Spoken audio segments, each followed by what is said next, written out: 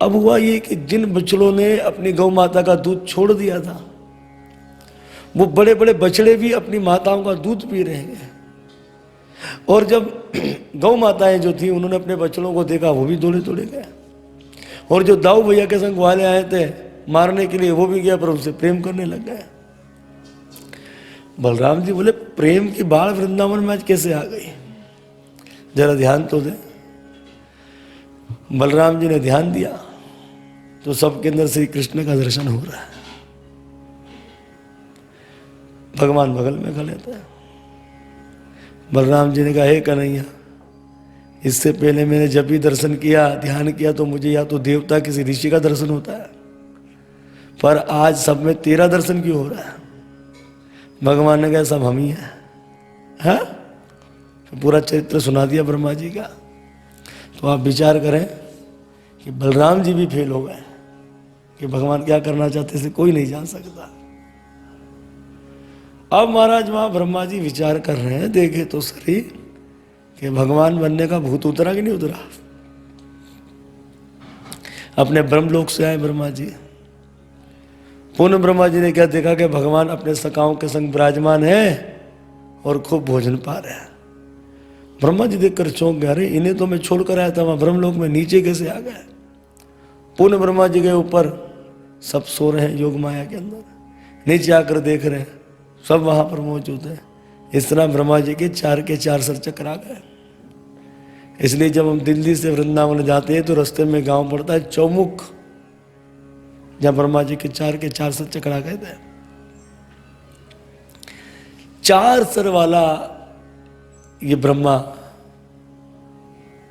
जो भगवान को नहीं जान सका, तो हम 1 सर वाले इंसान क्या जान सकते हैं वे श्री कृष्ण को। इसलिए वो जो बहस करते हैं, समझ जाओ कि जो 4 सर वाला नहीं जान सका तो 1 सर वाले क्या जानेंगे। तो इसलिए उनके पास से किनारा काट लो, सबसे श्रेष्ठ मार्ग यही है। उस वक्त जो है ब्रह्मा जी ने भगवान से प्रार्थना करी। 40 श्लोकों में ब्रह्मा जी ने भगवान की स्तुति की, पर भगवान ने ब्रह्मा जी की ओर मुख उठाकर भी नहीं देखा। जबकि देखा जाए तो अपराध किसका बड़ा है? इंद्र का। ब्रह्मा जी का अपराध बड़ा नहीं है। ब्रह्मा जी तो केवल भगवान के सखाओं को लेकर ब्रह्मलोक चले गए थे, लेकर सुला दिया उनको योग निद्रा में। पर अपराध तो इंद्र ने बड़ा किया था। इंद्र ने क्या अपराध किया बड़ा? अरे इंद्र ने अपराध ये बड़ा किया, कितना भयंकर कष्ट दिया ब्रजवासियों, कितनी भयंकर वर्षा जो बरसाई, प्रलय का पानी बरसा दिया। फिर भी इंद्र ने कम से कम 7-8 श्लोक में भगवान की स्तुति की होगी, भगवान ने क्षमा कर दिया। तो भगवान ये कहना चाहते हैं, हे देवराज इंद्र, तेरा अपराध तो बड़ा था, तेरा अपराध तो बड़ा था, पर तेरे अपराध से हुआ क्या? ये मेरे सखा जो दूर दूर रहते थे, 7 दिन 7 रात में उन्हें अपने निकट देख रहा हूं। और ब्रह्मा पे नाराज क्यों हो गए? तो मानो ब्रह्मा को ये बताना चाहते हैं भगवान कि हे ब्रह्म, जिन भक्तों के लिए मैं एक क्षण दूर नहीं रह सकता, तूने उन मेरे भक्तों को तुमने 1 वर्ष के लिए मुझसे दूर कर दिया। अब ब्रह्मा जी फिर प्रार्थना कर रहे हैं। ब्रह्मा जी बोले, अब करे तो करें क्या? तो ब्रह्मा जी ने कहा कि प्रभु, बच्चा जब उत्पात करता है, बच्चा जब उत्पात करता है, माता उन्हें क्या कर देती? क्षमा कर देती है। आपने देखा होगा क्या, जब बच्चे पेट में होते हैं अपनी माताओं को बहुत कष्ट देते हैं, लाते मारते पेट में। क्या माताओं ने उन बच्चों को जन्म देने के बाद क्या उनको पीटा है? मूर्ख, तूने मुझे बहुत कष्ट दिया, मैं तुझे नहीं छोड़ूंगी। नहीं, कितना प्रेम करती है माता है। तो भगवान ब्रह्मा जी ये बता रहे हैं कि प्रभु, मैं भी तो आपके पेट का बालक हूं, मुझे भी तो आपने अपने पेट से जन्म दिया, तो क्या प्रभु आप मुझे क्षमा नहीं करेंगे? फिर ब्रह्मा जी ने ब्रजवासियों की स्तुति की। ब्रह्मा जी ने कहा प्रभु आप इन ब्रजवासियों के कर्ज से मुक्त नहीं हो सकते। भगवान ने कहा क्यों? मैं अपना एक लोक दे दूंगा। ब्रह्मा जी ने कहा बात सुनिए, असंख्य लोक का मालिक, जो असंख्य ब्रह्मांड का मालिक, जिनके सारे पर नाचता है, तो वो क्या आपका एक लोक लेकर खुश हो जाएंगे? तो बड़ी सुंदर स्तुति करी। इस तरह से ब्रह्मा जी ब्रह्मलोक से सब सखाओं को लेकर आ गए, और जब भगवान ने अपने सखाओं को देखा बड़े प्रसन्न हो गए। और जब ये सारे सखा भगवान के जब अपने घर गए तो उस समय सब कहने लगे, बोले माँ आज कन्हैया ने अग्गासुर को मार दिया। भगवान कहते बच्चे कितने भोले हैं, इन्हें यही नहीं पता इस बात को 1 वर्ष हो गया। इन्हें तो ऐसा लग रहा है कि कल की बात है, कि आज की ही बात है। अगासुर गर्ग संहिता के अनुसार शंकासुर का पुत्र था। इसका नाम था अग। अग बहुत सुंदर था, बड़ा खूबसूरत था, यानी कि दूसरा कामदेव वो इतना खूबसूरत था ये।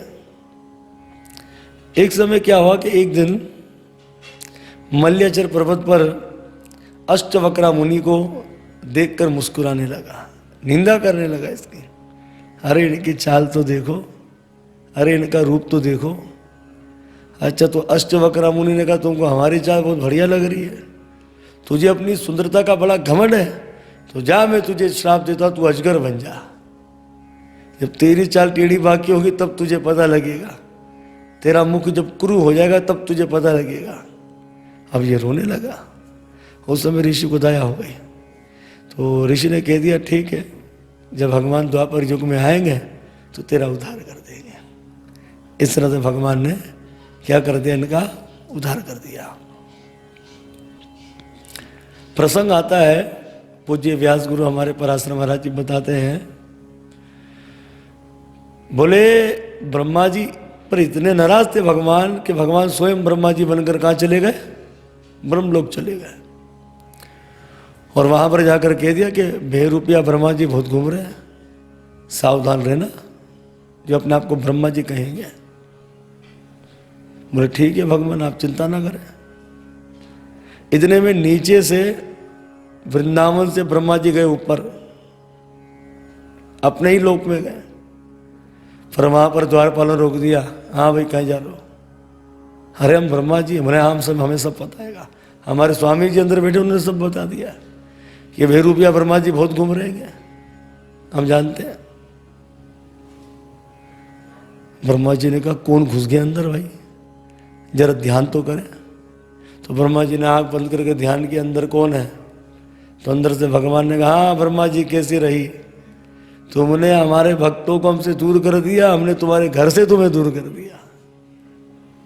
ये है प्रभु कृष्ण। एक प्रसंग पूज्य व्यास गुरु जी ने और भी बताया है, बड़ा जबरदस्त प्रसंग है कि एक समय ब्रह्मा जी को घमंड हो गया। क्या घमंड हो गया? ब्रह्मा जी ने कहा मेरे बिना तो कोई कार्य चलता ही नहीं है। तो उस वक्त जो है ब्रह्मा जी ने कहा भगवान से कि हमको छुट्टी चाहिए, थोड़ा आराम करना चाहते हैं। अरे भगवान ने कहा ब्रह्मा जी अगर तुम आराम करोगे तो संसार कैसे चलेगा? अब तो ब्रह्मा जी को अंदर और घमंड आने लगा, देखो हमारे बिना कुछ नहीं हो सकता। भगवान ने कहा, ब्रह्मा जी ने कहा कुछ भी कर लो भाई, हमको तो छुट्टी चाहिए। ब्रह्मा को भगवान ने कहा कि मैं तो तुम्हें छुट्टी दे नहीं सकता कि तुम्हारे बिना कोई कार्य चलने वाला ही नहीं। ब्रह्मा जी बोले अब इनको दूसरे तरीके से समझाना पड़ेगा। ब्रह्मा जी ने कहा बात सुनो, हम आपकी नौकरी से रिजाइन देते हैं, इस्तीफा दे दिया। जैसे ही ब्रह्मा जी चले तो उस समय ब्रह्मा जी ने क्या देखा कि हजारों की तादाद पर ऊंट पर दाढ़ी वाले दौड़े दौड़े आ रहे हैं। ब्रह्मा जी ने पूछ लिया आप लोग कहाँ जा रहे हो सब लोग? भाई काफी फुर्सत नहीं है बात करने की। उस समय एक बूढ़ा बाबा आ रहा था, उसका ऊंट बीमार था, आस्ते आस्ते। तो ब्रह्मा जी ने कहा भाई तुम ही बता दो, तुम सब कौन हो, एक जैसे कहाँ जा रहे हो?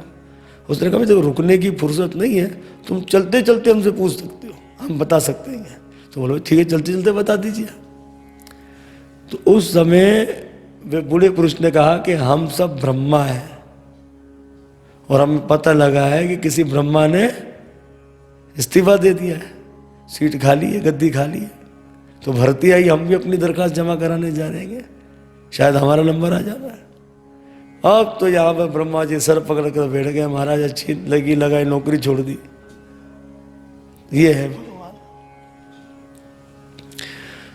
भगवान कृष्ण के वैसे तो कई सखा है, कुछ सखा जो बड़े खास है भगवान के, जिसके अंदर सुभल, श्रीधामा और सूतक कृष्ण, अर्जुन, अच्छा ये अर्जुन अलग है जो भगवान के संग होते थे, अंशुमान। तो ये जो है ये बड़े भगवान के बड़े खास सखा हैं जिनका नाम पुराणों में दिया गया है। इसी तरह से श्री सुखदेव जी कहते हैं, राजा परीक्षित, एक समय क्या हुआ कि सखाओं के संग बलराम जी भी संग थे, भगवान गुजर रहे थे। उस समय जब ताल वन के पास से गुजरे तो बड़े स्वादिष्ट उनके फलों की सुगंध आने लगी। अरे सखाओं ने कहा भूख बढ़ गई हमारी तो सुगंध सूंघ कर इन फलों की, पर अंदर जा नहीं सकते थे क्योंकि धेनुकासुर नाम का राक्षस गधे के रूप में रहता था। तो सखा सारे चले गए दाऊ भैया के पास, बोले दाऊ भैया बड़े स्वादिष्ट फल हैंगे, देखो सुगंध कितनी दिव्य सुगंध है। देखो भैया अगर तुम उस राक्षस को मार दो, उस वन को उस राक्षस से शून्य कर दो, तो हमें वहां के फल खाने का उत्सव मिल जाएगा। तो बलराम जी को भगवान कृष्ण ने कहा भैया कर दो इनका कार्य। बोले चलो फिर चलते हैं। तो ताल वन के अंदर कृष्ण भी आए, बलराम जी भी आए। उस वक्त हुआ ये कि बलराम जी को सर्वशक्ति मानते हैं, अपने बल से वृक्षों को हिलाना आरंभ कर दिया, धड़ धड़ फल नीचे गिरने लग गए। जब शब्द सुना फलों के गिरने का तो धेनुकासुर भाई लाल पीला हो गया, गधों की सेना लिए आ गया, बलराम जी पर हमला कर दिया। अब जब गधों की सेना लेकर आया तो धेनुकासुर को तो पकड़ लिया दाऊ भैया ने, और बाकी दूसरे गधों को पकड़ लिया भगवान कृष्ण ने। दे दनादन दोनों भैयाओं ने इन गधे राक्षसों को मारा। या कहाँ मार रहे? वृक्षों से। वृक्षों से राक्षस को मार भी दिया और दे दनादन फल भी नीचे गिरवा दिए। इस तरह से धेनुकासुर को उस वन से मतलब मार दिया, उसकी लीला को समाप्त कर दिया, उसका उद्धार कर दिया, और वह वन क्या हुआ? मुक्त हो गया। गर्ग संहिता के अनुसार ये धेनुकासुर बलि महाराज का पुत्र था, जिसका नाम था साहसिक। एक दिन साहसिक 10,000 स्त्रियों को लेकर गंधमादन पर्वत पर चला गया, और इस पर्वत पर जो है दुर्वासा मुनि तप कर रहे थे। अब जब इनकी पाजेब की छनछनाहट होने लगी तो ऋषि क्रोधित हो गए। ऋषि ने कहा मूर्ख पापी, ये पर्वत तो तपस्या का हैगा और तुम यहां गधे की तरह मनोरंजन कर रहे हो, तो जा हम तुझे श्राप देते, तू गधा ही बन जा। तो इस तरह से ये दुर्वासा ऋषि का श्राप था इसे, और आज हमारे दाऊ भैया ने इसे मुक्त कर दिया। बोलो भक्त वत्सल भगवान की जय। अब वृंदावन में ऐसी लीला चल रही है, ऐसी घटना चल रही है कि यमुना जी में कालिया नाग आ गया है, और कालिया नाग के आने से यमुना जी का जल विषैला हो जाएगा। जो भी जल का पान करे, चाहे पशु हो या पक्षी हो, पक्षी भी जैसे ऊपर उड़कर जा रहा, फिर भी अटपटा कर मर जावे, ग्वाले मर गए। ये बात भगवान को ठीक नहीं लगी कि इसके कारण जो है बहुत कष्ट हो रहा है, इसे भगाना चाहिए यहाँ से। और एक कारण ये भी आता है कि भगवान ने कहा मैं काला, जमुना जी काली, तो दो कालों के बीच में तीसरे कालिए का क्या काम, इसको भगाना चाहिए। तो गेंद का प्रसंग भागवत का नहीं है, बड़ा सुंदर प्रसंग, तो कहते हैं उसी को। उस समय भगवान अपने सखाओं को लेकर, अच्छा दाऊ भैया संग नहीं थे, बलराम जी, क्योंकि बलराम जी है शेषनाग और यमुना जी में कालिया नाग। कहीं नाग नाग का पक्ष ना ले ले भाई, दया ना आ जाए। तो भगवान लेकर गए, गेंद खेल रहे थे भगवान, और भगवान कृष्ण ने जानबूझकर श्री धामा की गेंद को यमुना जी में फेंक दिया, क्योंकि यमुना जी का उसका श्री धामा का स्वभाव जानते थे। श्री धामा तो जान पर बवाल बन गया भगवान के, बोले ला कन्हैया मेरी गेंद ला कर दे, मैं तुझे छोड़ने वालों नहीं। भगवान को मौका मिल गया, भगवान कदम वृक्ष पर चढ़े और भगवान यमुना जी में कूद गए। अब तो भगवान के सखाओं में हाहाकार मच गया, अरे श्री धामा को सब कोसने लगे थे, तेरे कारण जो है हमारा कन्हैया देख यमुना जी में कूद गया। ये बात जंगल की आग की तरह पूरे वृंदावन में फैल गई। सब ब्रजवासी आ गए, अरे मैया तो यमुना जी में कूदने जा रही थी, अरे पकड़ लिया सखाओं ने, गोपियों ने पकड़ लिया। कालिया नाग साहब सो रहे, विश्राम कर रहे हैं। नाग पत्नियों ने कहा कि हे बालक तू बहुत सुंदर है, चला जा, अगर हमारे स्वामी जग गए तो तेरी लीला समाप्त हो जाएगी। भगवान ने कहा जग गए, अरे मैं उसको जगाने यहाँ से भगाने के लिए आया हूं। सोते नाग की